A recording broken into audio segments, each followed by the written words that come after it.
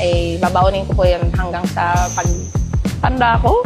Hi, I am Nina Itang, Alas Pilipinas middle blocker. Hindi po siya ganun kahirap na mag-adjust kasi po sobrang approachable po lahat ng mga ates, especially si Ate Alay. Totoo po talaga yung na naririnig ko, yung leadership niya. Meron talaga po siyang leadership, and siya po mismo lumalapit sa mga players. Hindi lang po sa akin, pati po sa mga co-student athlete na nakasama ko ngayon.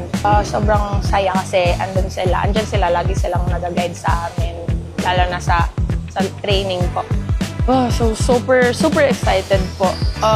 Pero lagi kong sinasabi na focus lang talaga sa preparation, and kung ano man ang makuha ang lesson, babaunin ko po yun hanggang sa pagtanda ko sa buong volleyball career.